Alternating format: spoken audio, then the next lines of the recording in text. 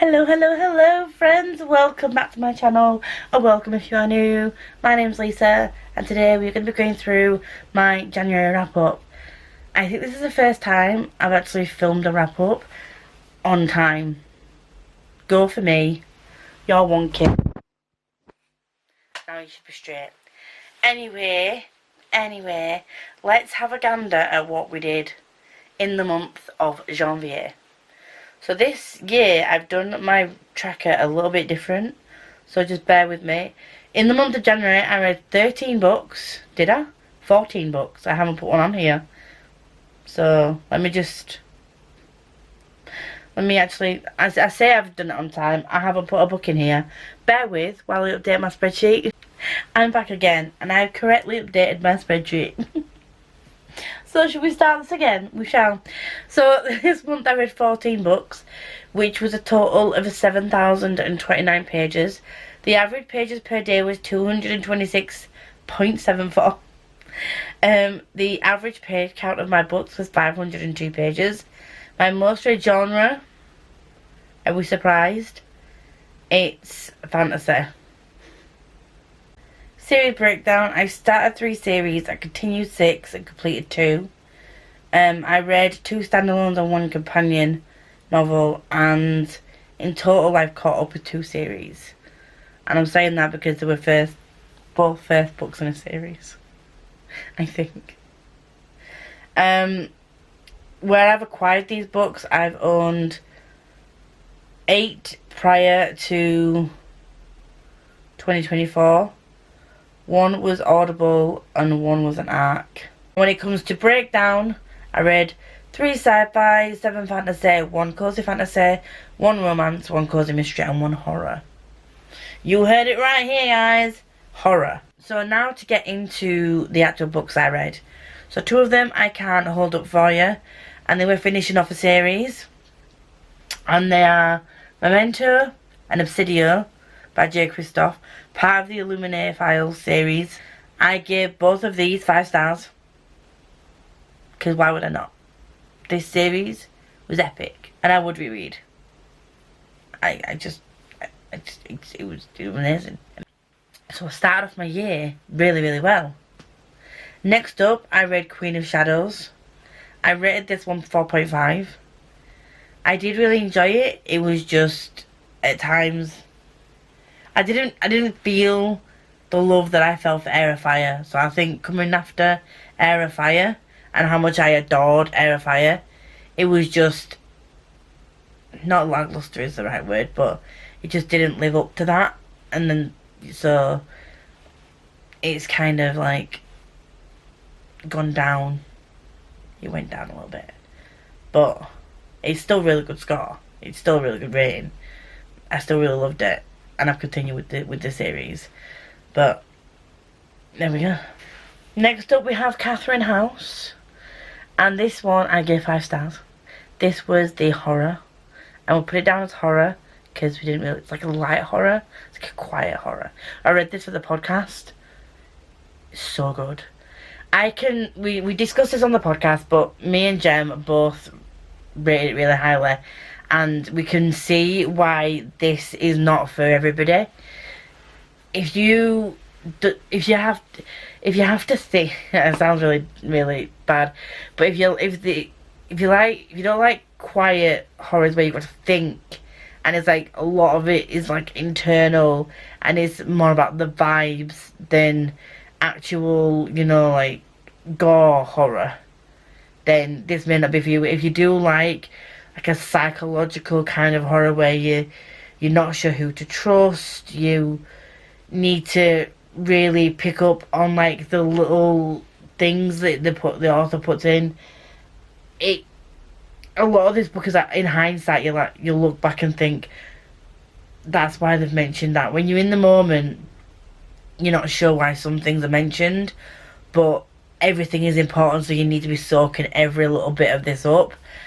And I read this so quickly. I mean, I'm a fast reader anyway, but I read this so quickly, and I'm finding that I potentially think that like a quiet horror might be where I sit. None of this gore, body horror kind of situation, but quite quiet horrors that make you think, that give you like these creepy vibes, like the tingles on the back of your neck, like you're not sure who to trust, like you constantly question everything and it keeps you on your toes.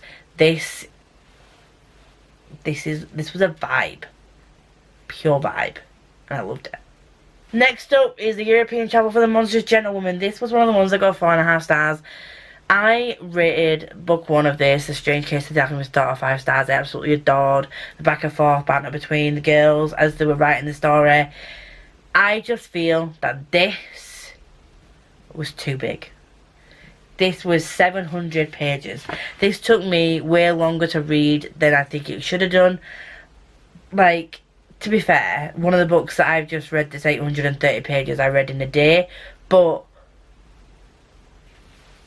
like this, there's a lot of writing.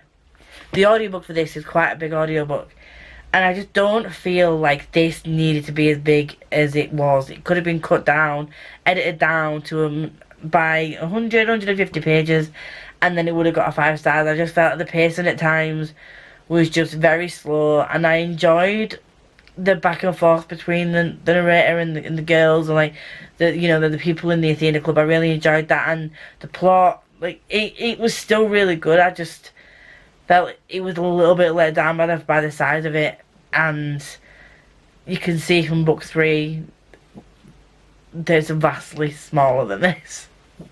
I'm probably not the only one who thinks that. So yeah, it was still really good. I would still pick up more Theodora Goss after I finish this series, but it was a 4.5. Next up, we have my reread of House of Earth and Blood, Crescent City 1. I once again gave this 5 stars. I was doing a reread of the first 2 books for when book 3 came out, and this did not disappoint. I really, really loved this. I cried. But the only downside of a reread is that you know what's coming, and sometimes that can affect how you feel in the moment when things happen. I can honestly say that I still had the same feeling about things that happened in here. I smiled. I did pick up things in this that I didn't pick up the first time round, maybe because I was paying more attention, because I wanted to really make sure that I got a full grasp of the story, and like because I was reading House of Flame and Shadow as soon as it came out. And I know that this book has a lot of information that it gives you. You've got a whole new magic system, a whole new world, a whole new set of characters that are different from previous Sarah J. Maas books. So it does a lot of building up in this book, but this for me was just top tier. Like I'm so happy that I read this. And you were surprised I cried. We're not surprised I cried. But speaking of rereads, I reread House of Sky and Breath, and I'm sorry to say that I lowered my rating on this. I rated it 4.5 stars, which is still not a really, really shitty rating, but I think when I first read this, I was just swept up with the hype. Like, it's a new Sarah J. Maas book, and I was just absolutely just gobbling it up and just not... I don't know. I don't know why this time was different. I just felt that the pacing was very different to book 1. I felt like it was a bit too long for what it was. I don't know. I just didn't get the same 5-star vibes that I got from book 1, sorry. And that's the first time on a reread that I've lowered a rating. I just couldn't sit there and give it 5 stars, because at the end of the day, and I'd finished the book, I wasn't like, that was amazing, I would go back and reread that. Whereas with book 1, I would literally go back and reread it from the beginning straight away. So I feel like if I don't have that feeling about a book, the same way I did with Katherine House, I just want to go back and reread it from the beginning, pick up on all the little things that I know that I would have missed out on, now that you know what happens. But yeah, it's still a really good book. I still really enjoyed it. I still will go back and reread this at some point, and I will tab it, and I'm so glad that I have this whole collection in hardback. But yeah, it did. reducing rating. Next one. I'm really scared. I just want to apologise and say that this is not a bad book. Just putting out there, this is not a bad book. But I rated Swordcatcher 3.5 stars. Now don't come for me, people. Don't come for me. I really enjoyed the world building and the characters, but this did very much feel like one book. It felt like a massive setup. It did a great job of setting up the world and the magic system and the characters and the relationships. It did a really good job of doing that. But I felt like it was far too long for what it was doing. And I'm going to put my hand up in case you think this is spoilers, but it is on the blurb. But I'm going to put my hand up anyway. So, as soon as I put my hand down, it means spoilers are over. So, in this book, the main character is called Kel. And he sort of is the sword catcher. He's like the guard for the Prince Connor. I don't know if it's because his name's Kel or only because I don't know if it's only because his name's Kel or because the situation is very similar. But I kept thinking of Dark Shade of Magic. I kept comparing it to Dark Shade of Magic, and it just wasn't as good. So I know in Dark Shade of Magic it was an orphan boy. He was an Antari. He's a different situation, and he was raised more as Raya's brother. But and the relationship with the mother and father in this one with Kel isn't the same as the relationship in there. But it just, when you read it, if you've read it, let me know what you think about it, because it just felt very similar. And I know that there'll be loads of books where this kind of relationship happens, and there probably are other books where, you know, there is a Kel that is in a similar situation. I don't know, but I just felt like I kept comparing it to the relationship between Kel and Ryan, Dark Shade of Magic, and the personalities of them, and I just couldn't. Anyway, I'm still really looking forward to continuing with this series whenever she brings out the rest of this, book 2. But yeah, for now this is a 3.5. I may reread it and give it a higher rating. I may reread it before book 2 comes out and give it the same rating. But this is just my personal opinion. I don't want anyone to be offended by the fact that I gave this 3.5 stars. I don't want anyone to be put off by the fact that I gave this 3.5 stars. I am not saying this is a bad book. I went in with higher expectations, and I really think that I shouldn't have done, because I adored most of Cassie's previous books, but he's coming from the Shadowhunters to an adult, and I feel like, yeah, I don't know. But it is still a good book. I would still recommend it. Yeah. Don't hate me. The next books, I don't know where they are. So I'm just going to read them. I'm going to read them off here. Well, one of them was an ebook. So the next one I read was A Necromancer Called Gam Gam. This was a Sphinx novel, and this got 4.5 stars from me as well. This is a very strange blend of genres. So it's kind of like a cozy fantasy, but it's kind of a little bit eerie and horror-y. But it's very, very strange blend. You get, and it's a little bit on the darker side, but you get the coziness from like the found family vibe in it. It is very strange, me explaining it this way, and I'm sorry if I don't explain it properly, but it does such a good job of blending the genres as well, though. I put this down as a cozy fantasy. I did speak to the author, and I just said, like, would you class as a cozy fantasy? And he was basically saying, like, yeah, it just doesn't fit into a genre. You can call anything within those genres that I mentioned to him. So I think it's a mixture of like cozy fantasy with a slight undertone of like eerie, like quiet horror vibes.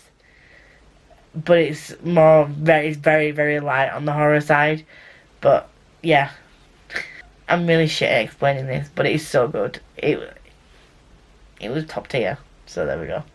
And the next one was A Sorrow Named Joy. and I gave this one 4 stars.